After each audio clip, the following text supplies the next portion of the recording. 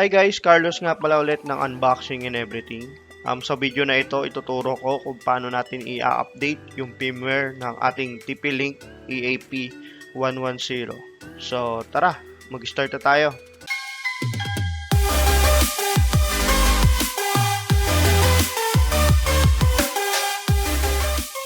Okay guys, so ito yung TP-Link EAP 110 ko. Matagal ko na siyang ginagamit. Ayan, mapapansin nyo kulay dilaw na siya. And then, plano ko kasi ilipat ko siya dun sa piso wifi na pinag-deployan ko na isa. Ayan, para ma-extend yung wifi signal dun sa isang piso wifi na nilagyan ko. So, ngayon, naisipan ko i-update natin yung kanyang firmware kasi medyo matagal na kasi itong EAP na to. Ayan. So, mapapansin nyo pag pumunta tayo sa aking YouTube channel at i-search natin EAP 110. So, ayan, makikita nyo, marami na akong videong ginawa rito. Ayan.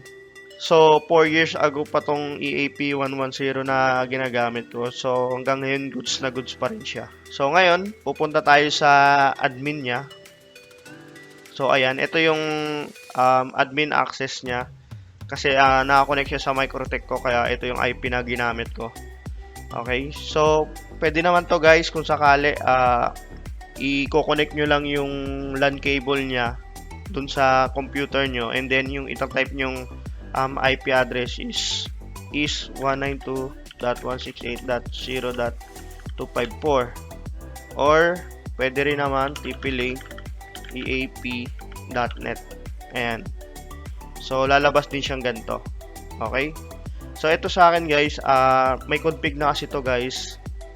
Tinest ko rin siya kanina kasi, yun nga, ita-transfer ko siya doon sa piso wifi na nilagyan ko. So, tinest ko muna siya kung goods na goods pa rin siya. Okay? So, ito ilalagin natin. Ang default login neton guys is admin, pero dahil nga may config na to, ito na yung nakalagay. Ayan. So, mapapansin natin dito guys sa device information, yung hardware version na gamit ko is 3.0 and then yung firmware version naman na gamit ko is 3.5 build 2020-01-13. Okay, so pag nag-update tayo mamaya guys, magbabago na to. Ayan. Okay. So, i-screenshot natin siya para makita natin yung pagbabago. Ayan, ito. Ayan. So, ngayon, pupunta tayo sa website ng TP-Link and then, isa-search natin yung model niya.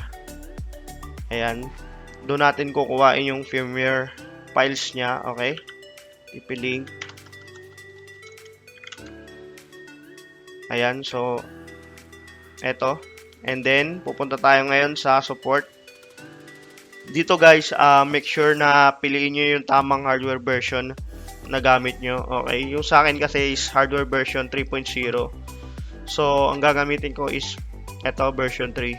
Ayan. And then, pupunta tayo sa firmware. Ayan. So, ito yung install natin na bago. Publish date 2024-0204. Okay, so ito-download ko. Ayan, merong file na ako nito guys, na-download ko na siya kanina. So, ngayon ito, pag tapos na siyang i-download guys, i-open nyo lang yung zip niya. Tapos, extract nyo sa desktop nyo or kahit saang folder. Ayan, dahil meron na ako. Ayan, i-close natin. Ngayon, babalik tayo dito sa admin ng ating EAP 110. Ayan, so, pupunta ngayon tayo dito sa system. Tapos, firmware update. Ayan. So, dito makikita nyo new firmware file. So, ibabrowse lang natin yung kaganina natin in-extract. So, ito. Nasa desktop na ako. Ngayon, hanapin natin yung folder na yun. Ayan. Ito siya. Open natin. Ito. Tapos, i-select natin tong bin. Ayan. Makikita nyo may .bin sa dulo. Okay. Ayan. And then, open. Tapos, ito may nakalagay, warning, the firmware update process takes a couple of minutes. Please do not power off the device until the process finish. So, click na natin yung update. Ayan, click OK. Ayan, so hihintayin na lang natin siya mag 100% guys. Ayan. So, ipapass forward ko na lang siya.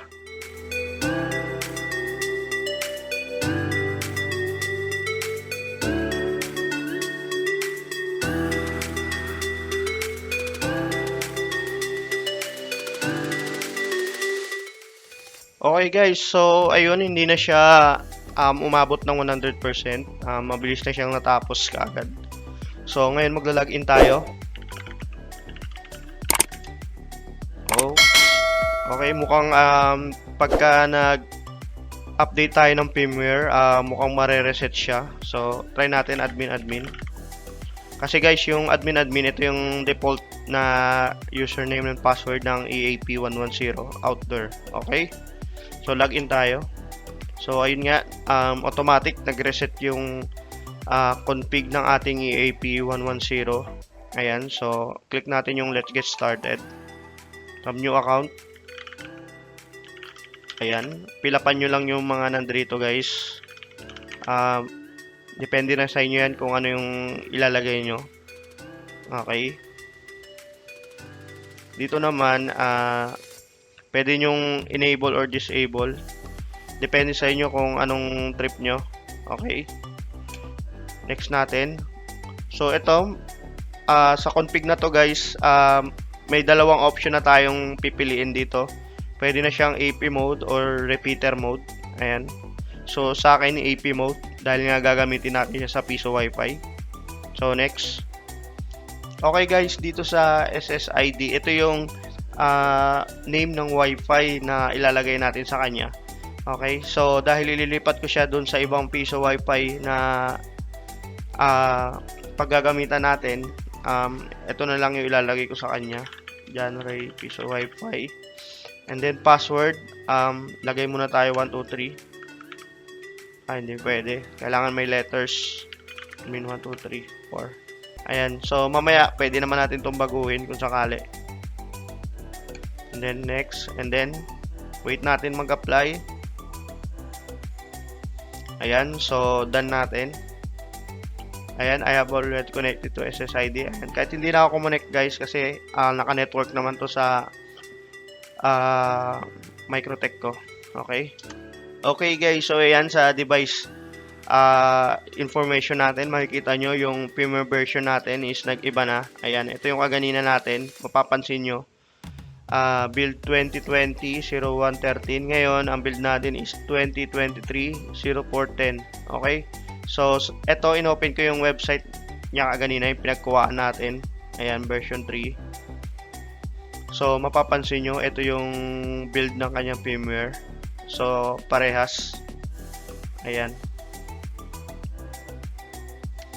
Okay guys, so ganun lang kadali mag-update ng firmware ng ating EAP110 outdoor. Ayan. So, kung hindi pa kayo nakakapag-subscribe sa aming YouTube channel, Unboxing and Everything, subscribe na